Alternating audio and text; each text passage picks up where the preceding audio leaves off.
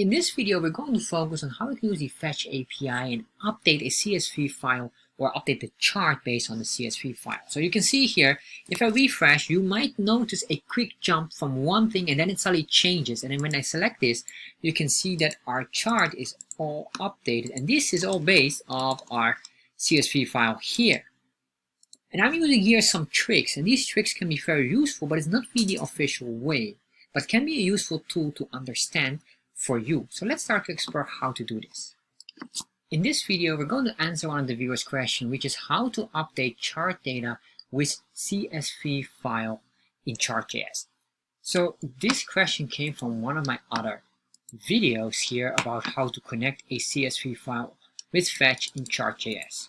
And the question came from Arnab Mukherjee. So a special thank you to Arnab for asking the question. And this is what Arnab asked. Sir, could you add some more videos using buttons and CSV files? All right. So I'm going to tell you here, I'm going to use here what would be a trick. All right. So this is not the most official way to do it, but it's a useful way because quite commonly, if you have 2 or 3 functions, you need to move data around, and that's especially with Fetch API, what we're going to be using. Moving that data around can be a big problem or a challenge. So I'm going to show you a way that is a clever way to avoid having too many functions, have only one function, and where we can just grab the data by default. So if you don't want to really use this kind of tricks, that's all right. In that case, I would say look at my other videos. However, this is the one I would say consider. Consider it because it can be useful. Especially I'm using these things as well. So let's start and go with it. All right, the first thing what I'm going to ask you to do is go to the Chartjs getting started. And you might see here it's not secured. I don't know exactly right now. My internet has a slight challenge here. Somehow it doesn't work properly on this computer. However, on other computer it works. And of course, you can check if you get this warning and you are not happy to use that. Fair enough. Just go to another website, get the default code somewhere else. That's fine. So what I'm going to grab here basically is the default code here. Let's see, there we are. So once we go here, I'm just going to copy this chunk of code here. And if you would like to understand this chunk of code, I would say just check out this video here. All right, what I'm going to do here is I'm going to paste this in here. And once I paste this in, I'm going to cut out this and I will put it in here in the title so I know the title of this. Save this and then refresh, and there we are. All right, so we have a basic chart here. And what I want to do, and just a quick note here, I'm using a local host here. So we need to have a local host or web server or on your hosting because you cannot do it on a basic JS file because we're going to use Fetch. And this is our file here. This is the data.csv file, as you can see here. So we're going to grab this data and we're going to put it eventually in here. So what or how can we do this? Well, very simple. Let's go here down, and I'm going to start with the option to create the function here. So what I'm going to do here is just the following. We're going to say here async because we're going to use a asynchronous connection here to connect that. And then we say here function. And this function here, we'll say here, we can give it anything. Well, let's say your stock data, which is very practical in this case. So stock data here, and then what we need to do here is getting the URL of the CSV file. So remember, if you have seen this, I'm on the local host, and this is the file name. So if I'm not mistaken, if I just copy this, and we say here, we can just put it on this one, that's all right. Then we say here dot data.csv. There we are. So this is basically the financial, this is the link in this case. So I'm going to grab the link here. I'm going to put that in here. So I say here, constant URL equals, and then here, of course, this is a JavaScript, so single quotation would be more appropriate. This is the link that we're going to use, or where the file is located. So this is important because now we can use the Fetch API. We're going to say a constant, and then we say response. We want waiting for a response. We say await for the response, or await fetch. And here we're going to grab here the URL. So basically what we're doing here is basically we're waiting for a fetch response. And fetch, just think about what is fetch. Think about it like this. If you throw bone, you say to the dog fetch, the dog will grab the bone and come back to you. Yes. So in this case, we're fetching here, but we're going to fetch specific data that we want. So in this case, could be anything. Think about a menu you get from the waiter, and you say, well, I would like to have this specific drink or that specific meal. and then the waiter will come back later on, go to the kitchen, grab that specific order, bring it to you. Same story here, because we want to specify what we want. We will get the entire data here. We first want to make sure that there's a connection. Once that connection is done, then we can start to work on it. So we say here, wait for the request to be completed. So whatever our order is, and then we say here constant table data. So this is basically our data that we will get in return. And so this table data, we will say here await response, which is basically based on this here. And then we say here dot text.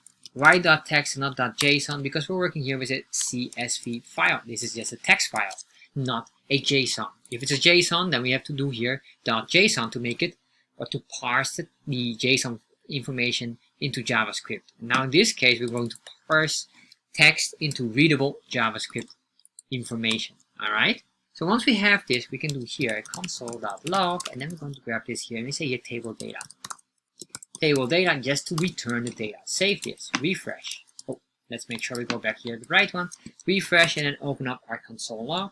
We should see here something. We don't see anything, and the reason probably we don't see anything right now is we're not activating it. So we could make a button, or we can just trigger this specific function here. So we just say unload, it will trigger this immediately. So we say refresh here, and there you are. So we grab all of the data, which is exactly matching here. Beautiful. Alright, so we have this here now.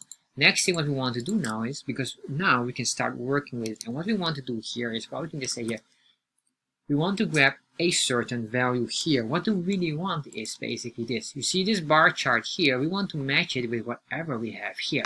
We have here the year, so let's look at it very carefully. We have here the year, we have the chart, or basically the stock name of that chart, and then we have, well, these are different categories. So this Chart.js is a stock or a company name, and you can see here 30, 31, or up to 150. And then every year you can see here the value. So you can see the chart flicks, which would be maybe another company with the other sales number or stock value, 200, 201, etc., etc., all up to 260. And then we have here small chart, and small chart is from 1 starting and an ending would be 30. So we can get one of those. We only want to grab one specific one specifically, then eventually want to have a button that will, when we click on, we will get the different data, remove the other one that is currently being shown. All right, so that's what we're going to do here. So we can say here let, I guess here that would be fine. We can check afterwards maybe if constant is also fine as well. We can just test that. So we can say your data point equals an array. So we have a blank array here. And what we want to do here is basically we want to grab the data point here specifically. Well, we have the year here, and the year is basically the label. There will be eventually here the labels, and the other one would be the data point, or data points, could be one or the other. So I'm going to grab this here and just put in here and say labels, and maybe this should be just data points because it's a plural. We have multiple data points. Alright, so what we're going to do now is the following. We're going to use this table data, and we're just going to loop through all of this eventually. But to loop through this, we need to split basically as well the data. So let's start and work on it. So we say constant table. Alright, and then we say here equal. What we're going to do here is we're going to grab the table data, and this table data should be split. And what does split really do is we're going to break down these items. But on what exactly is on the comma here, you can see all of these commas here and here up as well are different columns. So every one of these are columns or rows with columns here, and that's what we need to do here. We need to split them so it will become very clear. So we say you split, and this split, single quotation, and then we say backslash. All right, remember backslash is not slash but backslash n for new line. So we will split it based on the new line. That would be every time a new line here. All right, so once we have that, the next thing we want to do here, we say dot splice, and dot splice here we will splice them with 1. All right, so we're going to basically split them, and then I realize I'm saying splice, but I mean slice here, slicing them by 1 each at a time. All right, so we have 1 individual, every single row will be separate by that. All right, so once we have that, we can start to look what's going on here. Let's look at this console log and table. All right, save, and then refresh. We can see what's going on, and now you can see here it's being sliced. Remember, I said splice, but I corrected after. It's slice, not splice. Watch out with that. So we slice it in every single one of them. All right. So you only want one value at a time, or basically one row at a time. And then afterwards, we can now start to cut this again into columns, because now we have 4 columns that we can slice here again. So that's what we're going to do now, or basically not slice but split. So what we're going to do now here, we're going to do it in a for each. So we say here, for every table row, for each of these, we're going to say the row, because we're going to focus on this item here. So the row of this, and then we're going to say here will be a function. We're going to create a function for this, the following. Constant will be column, and the reason why is because we're going to create a column, and we say row dot split. And we're going to split the column, or every item based on comma. So we will make a column out of every one of these. So it will run through this, sees the comma here, it understands now that this is column, column, column, etc., etc. So it knows multiple columns here. So what we're going to do the next here, and I put in here a semicolon, that's just for the sake of it. It looks more professional. So what we're going to do now is, in here, we can start to say here a few items. So we want to break down the column, and I realize that this should maybe be moved up here now, because this here can be divided in here, because we need this array here. We have a column, which will be eventually the labels, and what is that column here? Well, it's the year. We want to grab the year column, and that year column will be pushed in this label here, so we have a specific item in here. All right, so what we're going to do here is very simply this. We say here constant year, and this constant year equals column, and this column, make sure you spell it correctly, it will be the column 0. Why column 0? It's the first one here. So we're going to grab this here, every one of these zeros in every of these rows, because we're going to loop through each row here because of the for each loop. All right, so then here, and once we have this, eventually what I want to say here, we're going to say labels dot push, and what are we going to push? Well, we're going to push the year. Once we have this, we can say here console.log, and then we say here labels. Once we did this, then I just want to put a semicolon here, and maybe just put in space here and space there. Save that. Go back here, refresh. We can see here now we got the labels, which is now a length of 23. Beautiful. So this is what we need. The next one, of course, what we need is the data points. So we're going to grab the data points as well. And what I just want to confirm is, can we use constant here? I think we can. So if that is possible, here you are. Then I would say always go for constant if it is possible to use constant. Don't use let unless you really need let. All right, very simple. If constant will give an error, it says sorry, we cannot use this because it's like looping through it, and because of that it creates an error. Go to let. Very simple. All right. So what we're going to do next is basically the next part would be the data points. So we're going to grab here the data points, and this I will just correct this as well.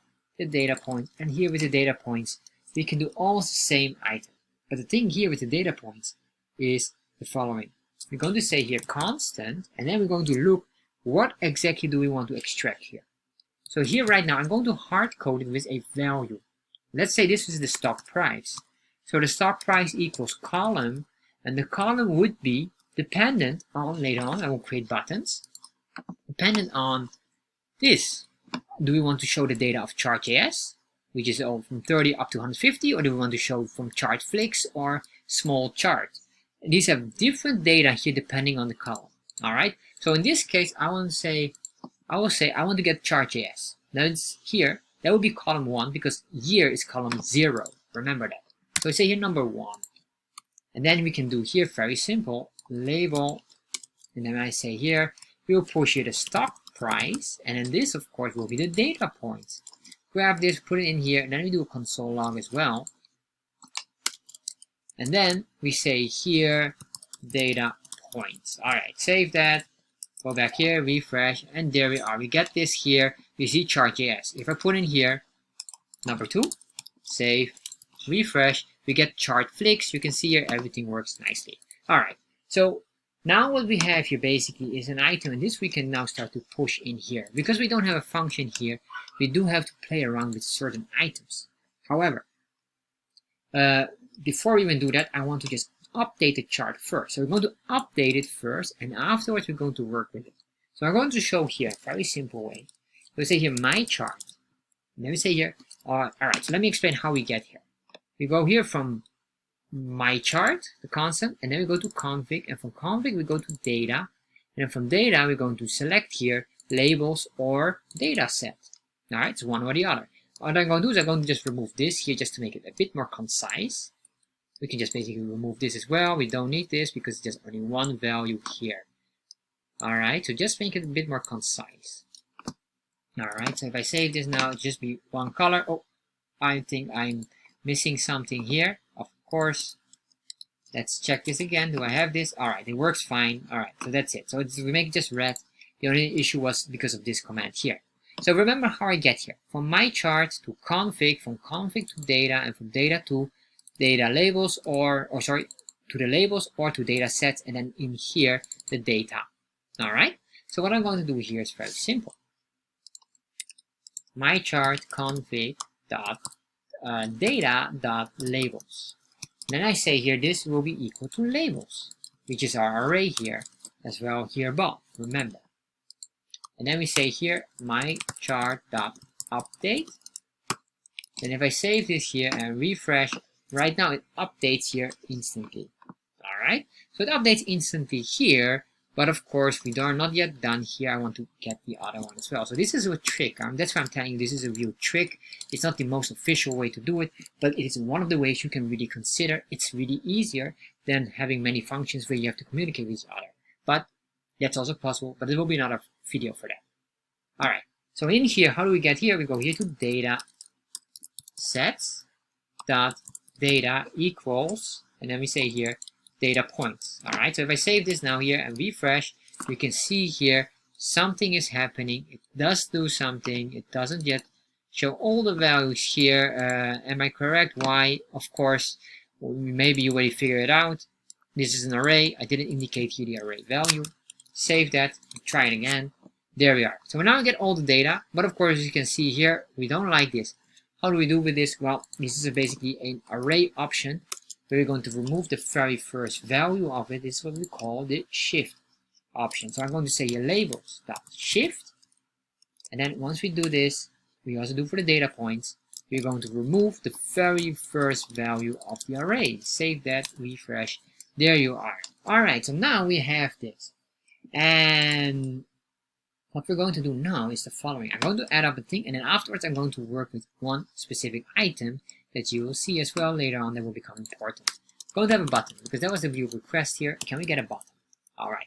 And of course there will be more videos about this, because I feel that this is a one video, but of course it only covers a little bit. So what we're going to do here with the stock data here, we're going to update, because we're just updating here. We're not rendering the new chart, and that's really nice. So we can use here basically this function here. We say on click, make sure on click equal stock data. Make sure that this is in double quotation. Alright, so stock data, and here we could be the value. We're going to put in value 1. Let me explain why value 1 and not value 0. Remember the year was 0. This is 1, 2, and 3. So that's why. So go back here. And this will be then, let's say here, well, this will be Chart.js. That's the company name. Going to grab this. I'm going to put here 2 more, and then we say here number 2 and number 3. Alright. So we got this here. And then we say here, this was Chartflix. Chartflix. That's the company. And this was Chart Start or Chart Startup. So we save that, and there we are. So now we have this. And then if I click on this, I was expecting it to work, but it doesn't work yet. Alright, so we just have to check what's going on here. So our stock data is here. Alright, of course, why it doesn't work? Because we didn't put in here a value. So it should be here a value. If I do this. Oh, alright, so promise cannot. Of course, we should maybe not do it in there. We do it in here. Value. Alright. Now if you click on that, you can see we get the different value. If you click on this, do we get the other data? Chart flicks, chart year. Am I correct? Do I see any differences? I will always see the same value here. Alright, so now that's what we probably have to figure out. So what I'm going to do here is the following, or at least what we're going to do here is this. So we have this here, and you might notice here right now, of course it doesn't work here as well because we have here the hard-coded value. So let's change this now. Let's soft-code this to value. If I save this, refresh, alright, it gives an error. Now we get this, and then we get that. Alright, so what's going on here? So you can see here, let's see, I see here something that is not right. Alright, so I have it on the wrong location, sorry. This is the reason why we got the wrong location here. Now what I need to do here is, of course, the value here, not on the year. Yes, not on the year because that's the label. We need to have it on the columns. This is stock price. Refresh, let's double check here again. Alright, so now we have this. You can see here this value. So we're almost done here. So what we want to do here is the final item, So basically, what we're going to do is the following here. And this is the small trick. So we have this value here. And if we refresh, we get this error. I don't want this error, but I want to load it immediately. And this is why I'm telling you this is a trick. We can set here a default value. So we say eval equal 0. Or, sorry, in this case not 0, but number 1. Why number 1? Because I want to grab the Chart.js value here. This is the trick how I'm going to use it. If I save this now, and then I go back here and refresh, you can see what's happening. Yes, so it's not maybe the most desirable way, however, it avoids you to hard-code data, because you can see what's going on. It will refresh the chart, it loads first. If you really pay attention here, it loads the data first. Let me do a right click here and do a hard reload. You can see here, oh, maybe I will just do this one. Let me show you here again. I'm going to do this here and just select here, disable cache. Alright, refresh. And if you really pay attention here, you can see it jumps, but it jumps quite fast. And then once it jumps to the new data. And you can see this difference here. And this is basically one of the ways that you could do it in Chart.js. So what I really did was I just set a default value. What this really does is the following. Basically, it's just a default value saying this. If value has no value, in that case, select 1.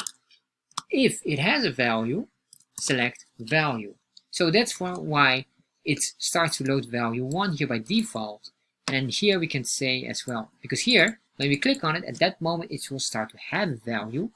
But here at the beginning, when we reload it, like a fresh load, then there's no value. In that case, it will avoid. That's why we had the error as well. So this is why we had this error here. This doesn't show anything at all. If I refresh this, oh, I need to just disable that. Alright, yes, and then refresh this, you can see here, it doesn't show anything because there is no value set. So this is the way how we can control that or avoid this issue. Alright, so this is for now. Another video will be coming where we can go even more deeper, but you can see here as well, we can still click here and it still works nicely. So if you enjoyed this video, or maybe you're also curious on how can we add functions in it, that we have 2 functions, because right now I use all the tricks to avoid to have a function. If you want to do that one, I will be making a specific video for that as well, but if you really want to have a taste of it, I would say check out this specific video about how to update a radar chart. And basically it's not even the radar chart, but here we're working with 2 functions, where one is the loading and the other one is grabbing the data and doing an update. So we have to communicate certain values from one function to another, and it can be tricky. But in this video I will show it, and eventually one of these parts we're going to use in our own item here that will be eventually in another video that I'll be making.